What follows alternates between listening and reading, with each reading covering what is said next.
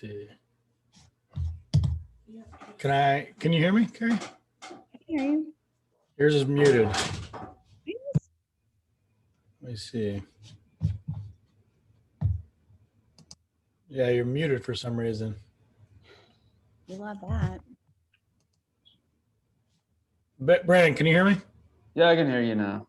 All right, hold on. Maybe it's me. Hold on. Let me check.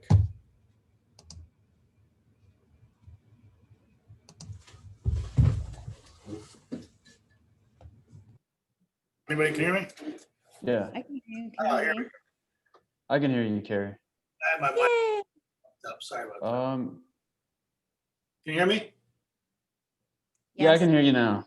Okay, perfect. All right.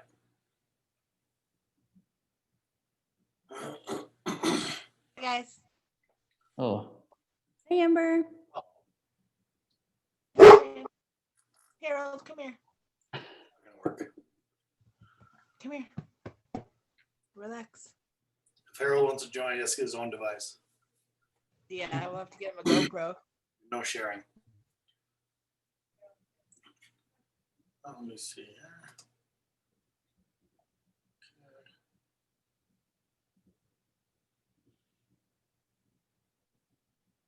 Okay. Marina. What's up? Okay. Got another new guest. Got a couple new people. We got Ryan. What up, Ryan? What up, Ryan?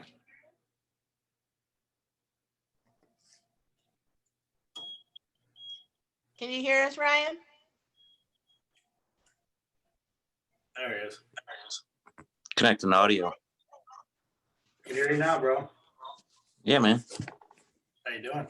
Hey. Good. Where are you, in Kentucky? Yeah. All right. Lucky. I've seen you forever, bro. I know. What's up? Good thing for Zoom, bro. Come on, I think we're in the same room. Harold's trying to be in the picture. Yeah. It's okay. Come on. Pinky, where are you? I'm in New York. You are? Yeah. That's cool. So my sister lives up here in the lake. Minus 23 wind chills, Carrie. Oh my God, that sounds He is terrible. not he is not comfortable. He can't get warm. Aw, it's too bad. I hate that. I'm sitting next to the fireplace with long sleeve shirts and hats on. It's good. That lake life. You're not a stranger to cold weather. Don't act like you don't know. oh, it was cold here today. Oh, yeah. Tomorrow it's supposed to be a high of 52 in Scottsdale. What a sad story. Oh, I know. Feel really Whoa, bad. what's up? What's it like in Kentucky today, Ryan? Oh, it's raining. Yeah, I'm getting it. It's like 46, maybe. It's warm. It's just raining. Let's get I think I have some other people join. We'll get going like we always do, but so this week we want to talk. The title was about the weight of burden. Anybody ever feel that? Anybody ever feel the weight of the world, the weight of burden on your shoulders? I was yesterday was a pretty emotional day for Amber and I. It was the anniversary of our mother's death. It was yesterday, and I thought that for some reason I thought that I was prepared for it, and I was not at all, not even in the slightest.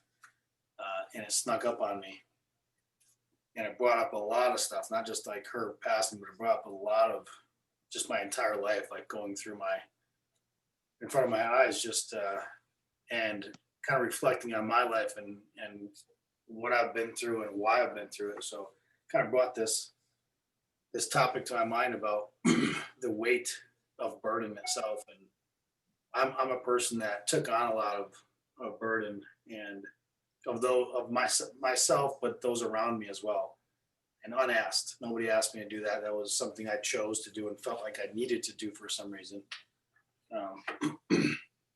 You know, fast forward, I'm gonna about turn 40, and you know, that's not the healthiest way of going about life, but I think what I've learned in the experience of taking it all on all the time for everybody is that that for one, what I am capable of is a lot. I am capable of handling a lot, bearing a lot, holding a lot for myself and others. So the positive side of it. And then the other silver lining is I spoke with Maureen about this today, was like understanding your capabilities is sometimes the silver lining in going through the struggle of carrying those burdens. So we always talk about hills and valleys, but being able to carry a lot of load and take on for others when they can't take on for themselves, for yourself, carrying the weight of this, there is silver lining in it. It's one, building strength in you, and two, teaching you what you're capable of handling. I want to read to you something. We did this thing back in Florida when I was at IMG, the Sports Academy. We had a professor come in and he talked about the weight of things, and he was relating it to stress management in life. So he's talking about taking a glass of water and holding it out in front of you, and taking a glass of water and holding it out in front of you, and asking everybody, how heavy is the glass of water? And everybody's kind of like, it's not heavy, right? He's like, well, hold it for a minute, no problem. Hold it for an hour, your arm's sore. Hold it all day. You might have to call an ambulance, like joking around, right? But what he was referring to is, in each instance, the weight is always the same. It's just how long do you hold on to it, right? And that's what he was talking about, stress management and burdens. What we carry only has weight to it if we carry it too long and we never set it down. So I thought that was a good reference. And he relates a lot to stress management and being able to, it is our duty to carry burdens for the people sometimes, but it's also a responsibility to let it down so we have time to rest and recover. It'll be there again. It is just like that weight or that glass. You can set it down, recover, and then pick it back up. We can hold longer. But he also talked about stress management, how much you take on. So every time you set it down, you can't add double the amount of water in the cup. Then set it down and add double the amount of water in the cup. That's not how it goes. It's managing the amount of weight. So again, it's relative to how much does the glass weigh, right? To all of us, that's probably a little different, that answer. And all of us can probably relate with the fact that we've held on to some things a lot longer than needed. I know I have. I've held on a lot of stuff for a very long time. And kind of unknowingly, like the base of my weight, and then everything little that jumped on just felt like really heavy because I never set that initial one down. So I thought that was a good way to break it down. And the heavy lies the crown, right? I think the more responsibility you take on, the more you can really go down that road. You take on a lot, or you're trying to do something for yourself, you can find yourself taking on a ton of weight, But again, the learning experience in it, especially for me, is one, how much can you take? And two, knowing that no matter how good you get at it, like I spent my entire life trying to correct the curve, if you will, like what my past was or my family was, or I thought I came from or thought I didn't have. I tried to take on the burdens, and I tried to change it, educate myself, and change practices I was doing to try to break the chain of the change, right? And try to be different and be more efficient in handling the pressures and all that. But the only thing I've learned up until this point is you're never going to get good enough for it all to go away. Like lulls come heavy. These moments are always going to come. Nobody gets away from it. I don't care who it is. You're always going to feel like at some points that you've been holding the glass too long. And in that sense, it's just about, if we know that that's the truth, and we know that nobody's perfect, like God says, it is really just comes down to being really self-aware, understanding you wholeheartedly, your true self and what you're capable of doing and what you're not capable of doing. I always tell people hey, we feel good when we're good at something. We always kind of brag about it. We can tell people, we can talk about it. It feels good afterward and talking about it. Not a lot of people share what they're shitty at. You know, it's not like a fun topic. Like, hey man, what are you shitty at? It's like a conversation starter. So it's not something we're openly talking about with our friends. You know, it's like, man, you're really shitty at that. He's like, yeah, I am. I'm glad for notice. Thanks for noticing. You know, like it's just not like that. We're naturally want to be better. We naturally want to share good things about ourselves. We want to share with our friends the good. That's why we see on media. Again, we talked about this before. You don't see people just sharing on social media all their shitty stuff's going on. Like a laundry list of the bad stuff. It's always really the nicest things, the trips and the family and the good pictures, and when we're not fighting and when nobody's arguing and the smile is actually on the face. So, you know, I think two things, you know, Psalms 55:22 says, cast your burden on the Lord and he will sustain you. He will never permit the righteous to be moved. And then they also go on to talk about bearing another person's burden, right? Like it's sharing in it. If you see somebody holding too much weight, that you can share, you know, some of that burden, take some of that weight off them. But that first one, it's true. It's he's telling you to trust wholeheartedly in him, to know that anytime, no matter how heavy it feels, you can give it up. Give it up to him. You can set it down. You can rest. You can recover. You can pick it back up. And I think between him and the people around you, sharing the responsibility of burden, I don't think it feels heavy anymore. You know, many hands make light work, right? Everything's heavy on your own.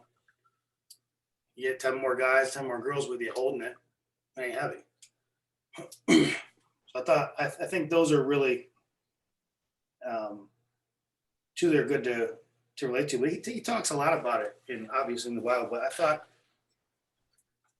that one really pertains to what we're talking about, you know, setting it down and giving it up. The two things you have options of doing. You have options all the time. We have choices every day to choose happiness or to choose the misery that our brain's tricking us to be in sometimes. It is just a trick. You know, it's a feeling that you can really dive into either one. Why not choose? We have the right choice every day. Why not choose the latter? Why not choose the happiness? It's just harder sometimes, you know?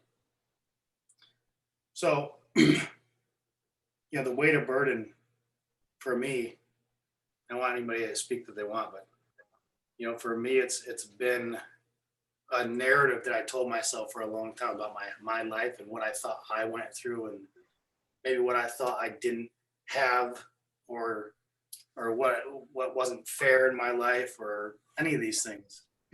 I carried that narrative for so long that I just went running in the opposite direction of everything to try to be away from it as far as I can, to try to prove to myself that that's not the way it had to be and I can change it. I can change the way it is. I can change the way the world is. And I felt all it really did for me was it added more worldly weight to me. Right? Instead of standing in it and saying, you know what, I need to manage the amount that I can take and when. Right? Just like we need to sleep to rest so we can wake up and be full again. You can't just run on an empty tank. You got to set it down, recover, pick it back up, keep it up. I was just moving. And as I was moving, I was picking people up. It was a kind of long trip of just picking up hitchhikers. And then there was 1,000 people in my car before I knew it. You know, so it's heavy. And I feel, you know, I'm a bit of an empath in the way that I feel a lot. So it comes on pretty strong. But does anybody have anything they want to share or an experience that, or something they're feeling now, or doesn't have to be about what we're talking about either, obviously. Anybody? Hello. Carrie? Yeah. So I think you touched on it so perfectly when you were talking about, it's your perspective, and how you choose to look at it. And we can make it good or we can make it bad. And, I think that takes practice and everything. But with the, talking about the weight of burden, and, if you are in that position where you are like helping someone that can't do it for themselves or whatever, and I mean, it does get heavy for sure. But my perspective on that is that that's really a privilege, to be in that position to like lighten somebody else's load or whatever, I like to think of it as it really is a privilege, so.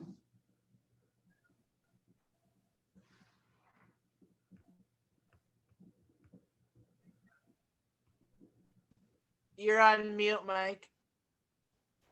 Oop. Oh, there I go. Sorry. Yeah, no, you hit it dead on the nail there. Knowing you, Carrie, that's exactly what you do. You never take for granted what you are gifted with and what you have and what you're able to give. And you're always constantly doing that. So, yeah, I agree with you 100%. I think that when we have the opportunity, we should always take it, always seize it. You see somebody that needs a little bit of help carrying something, quite literally, the old school mentality of if the lady's coming out of the grocery store and needs help with her groceries, quite literally help her. It's heavy.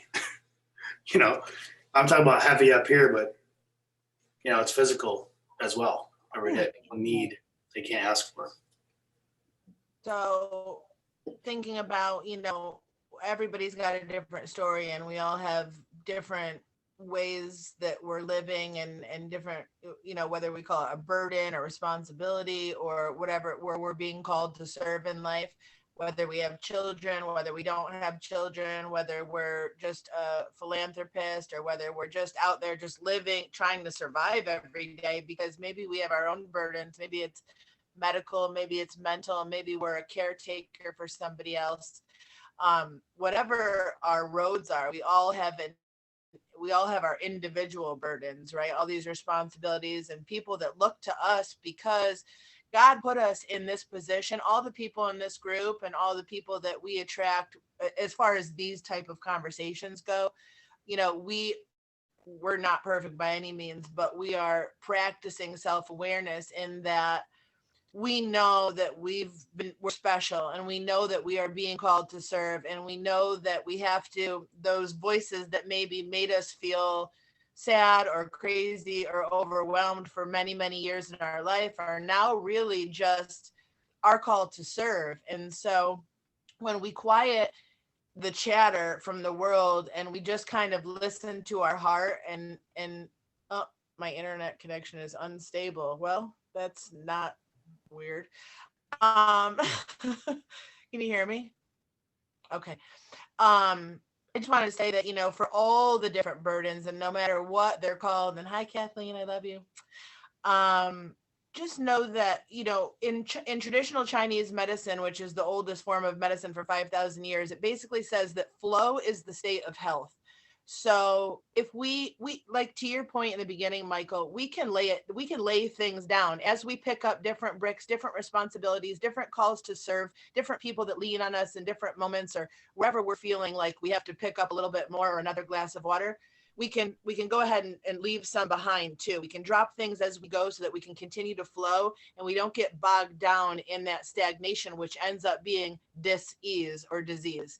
And so that's, for me, been the practice that's really allowed me to be set free in a way where I can be available to more people without feeling so sick by the burden that I felt more as a child and an adolescent, and that stuff that we was imprinted on us. Now I feel like, okay, I've let the stuff down that I didn't quite understand that was being imprinted on me, and I'm trying now to just, as I go, let some down and then continue to flow so that I can pick it up as I go so that I'm free to continue to help others without getting too bogged down or too weighted down. And I think that's a really key point that we all have to take into our daily, what can I throw out the boat and what do I really need, on this journey going forward so that I can continue to help as many people as others without feeling like it's a burden necessarily. Yeah. Good. I just have to say, I have to speak up. Hi, Kathleen. Hi, loves. I come from a little, different perspective, being older than all of you guys. But I certainly do share the enthusiasm to take on burdens and try not to let them get you down. My mom right now is very ill. She'll be 96 next week. Wow. I know. And so, the responsibility of myself and my sister, my daughter, were kind of rotating, taking care of her. And I know, especially on this particular anniversary of Peg, that you guys have been through some challenges. And I just want to say how really proud I am of you guys for exploring the opportunities to share your stories and really give yourself the insight of reaching inside and trying to pull out the good in you to share with everybody else, because that's your mom would be so proud of you guys. I appreciate that. Makes me want to cry. I cry when I appreciate that. but I'm really, really proud of you guys. And I'm so thankful to be a part of your journey. I love that you're joining us tonight. That's great. Thank you for saying that. Oh, sure. But yeah, the burdens are tough. Everybody goes through them and everybody handles them differently. And what you have to learn is really how are you going to carry that burden, and where you're respecting yourself as well as everybody else. Yeah. Yeah. Love that.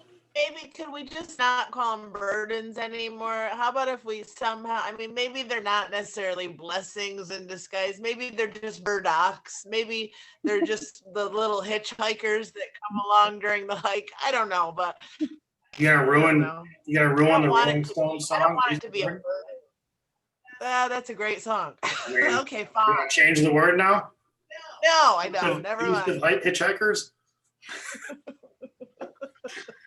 I do want to share that, in honor of my mom, I want to say this out loud because it was something I was very confused by, taking the weight. I felt for a long time that I was responsible for my mother in a way that I had to do something bigger to make sure she was taken care of and take care of and give a better life for her. And I always felt like I had to save her in a way in my mind. And unfortunately for me, in her death what I learned, that she had everything under control the entire time. And that her happiness was already at the pinnacle. She already had hit the level long before I think Amber and I even accepted it. But I took this weight on early, and maybe I didn't communicate even with her enough to know that she was already where I was trying to bring her. And I didn't realize it till it was too late. So I regret that a little bit, but it pushed me to do things I probably would have never done. So I don't regret in that sense, but I think we just have to keep our eyes open of how much we're taking on all the time. My mom took on so much stuff all the time, and it was always in line with somebody else's benefit. She always was showing up, always for strangers at the hospital, like just people she didn't even know.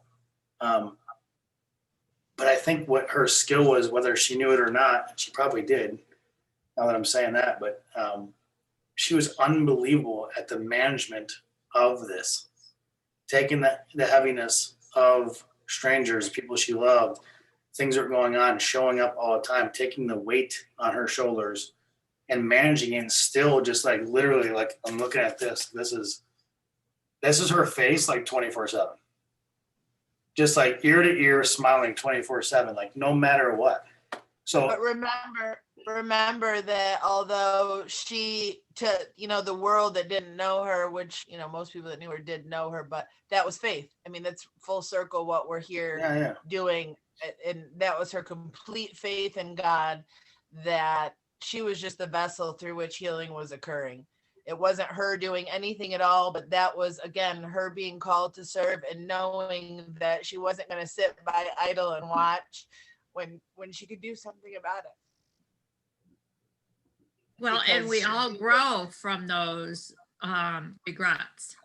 So when you live through a regret, so I have a huge regret when my dad died, that I knew that we had pulled him off the ventilator, and I knew that, you know, he was only going to have another day or so, and I didn't spend that last night with him.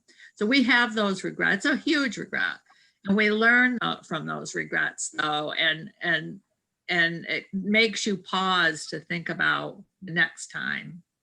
How can you handle it different, and how will that benefit you as well? So that way you won't have, hopefully, another regret like that. And where do we put our value? Right.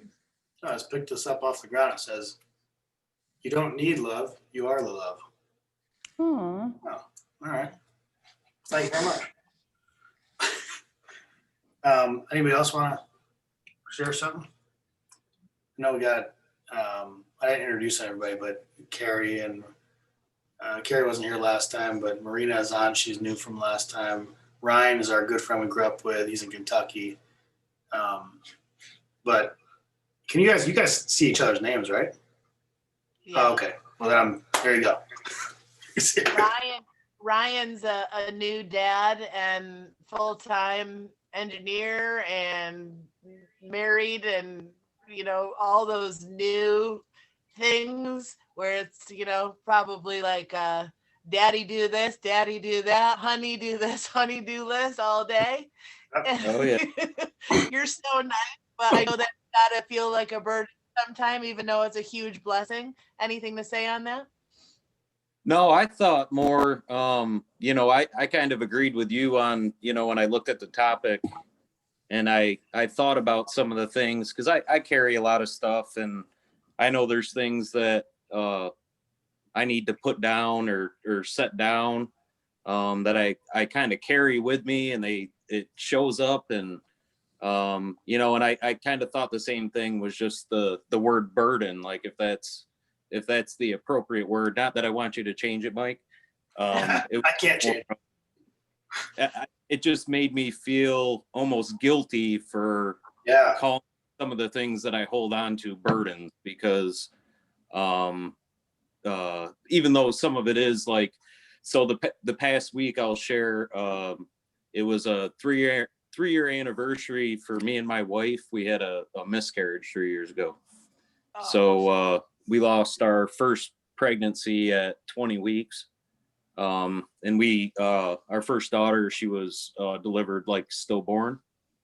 Yeah. So that's just something that weighs on me, and it's still something where, you know, she'll, you know, I think we both, that it's kind of interesting, because even going through that process, it's like we both handled it differently. The same, I mean, we weren't, you know, she was obviously in a little different situation than I was. I was more on the outside looking in, and I can't even imagine what she went through.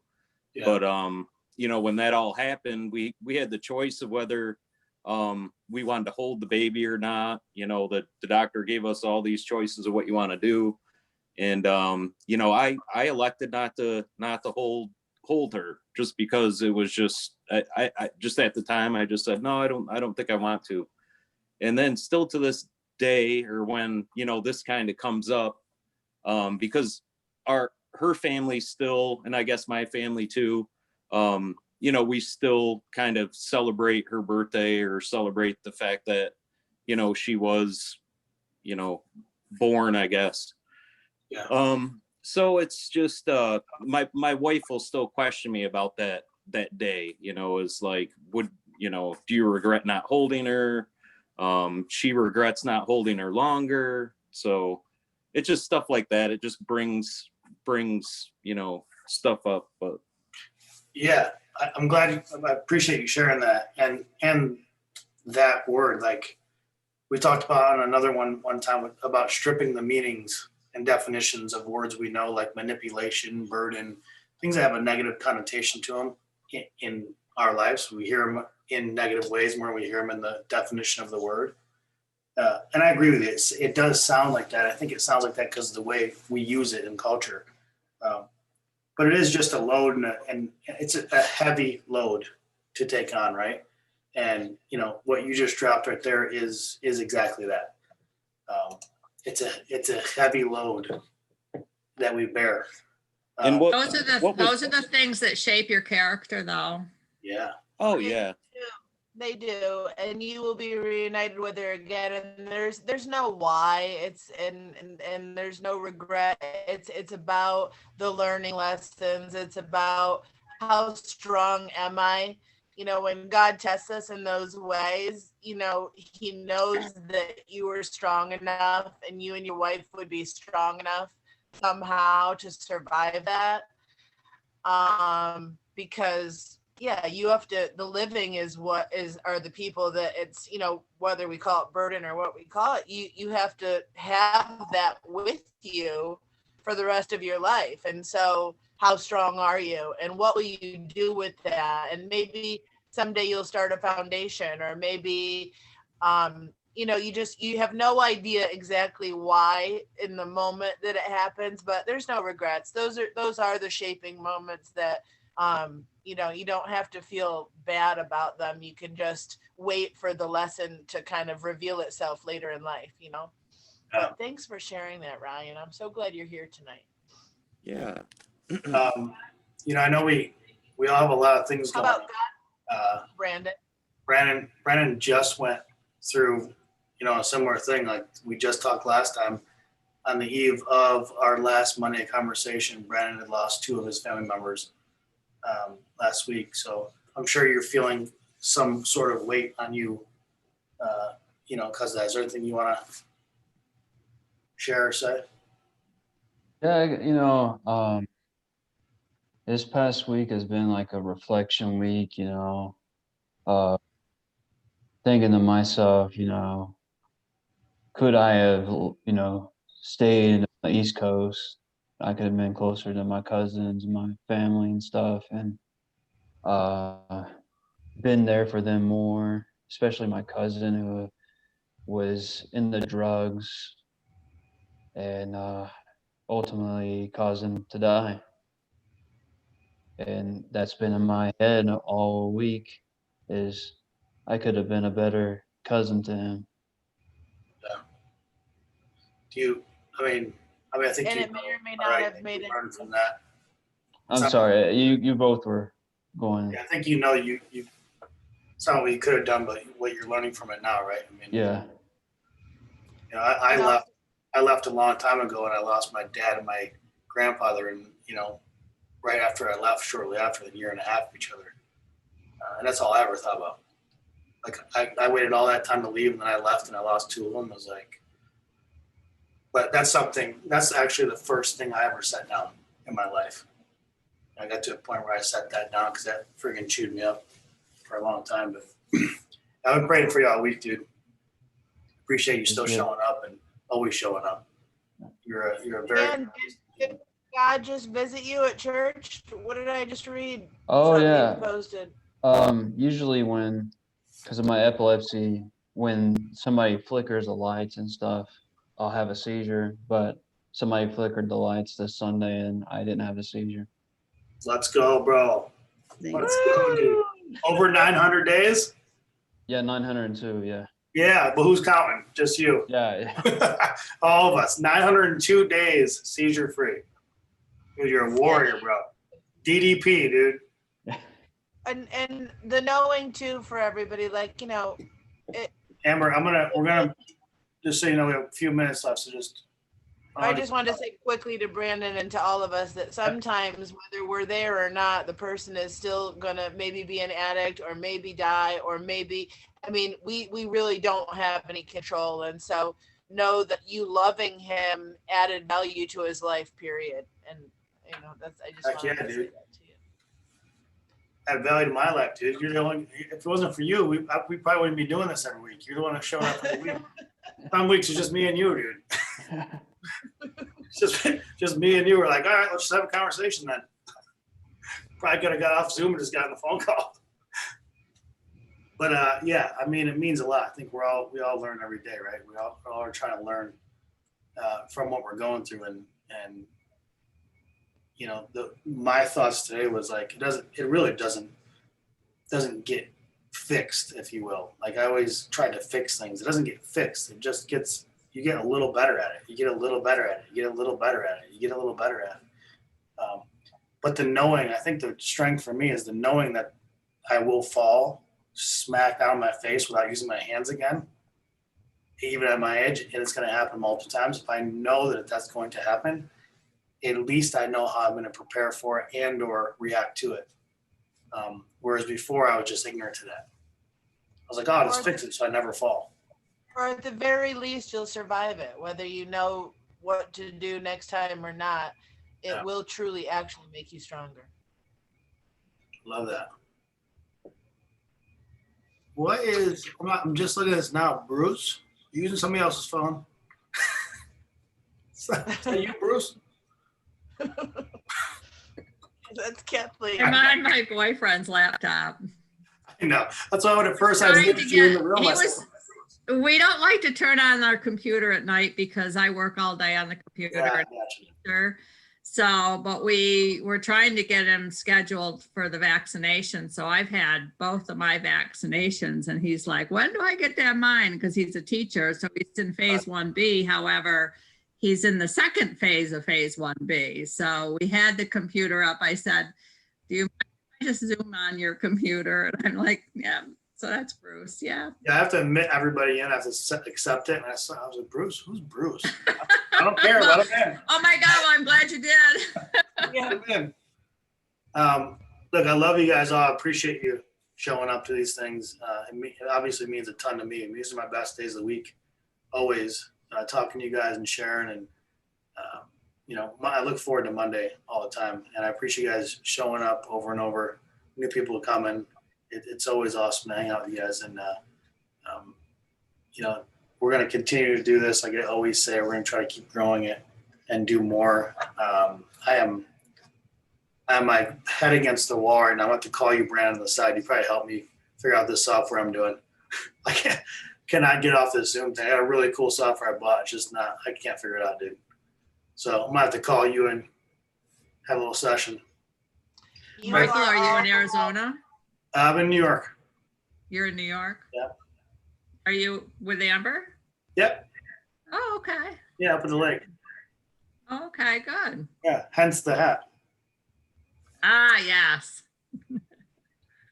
All right, guys, I So appreciate before you. we run out of time. Yeah, you're all loved. Yeah, love you guys. We'll see you next Monday, same exact time. And everybody try it. Try some homework tonight. Try setting something down. Something's been on your mind, set it down. Go to bed. It'll be there in the morning for you. Don't worry about it. Love you guys. Thanks for Gratitude. Love y'all. peace. See ya.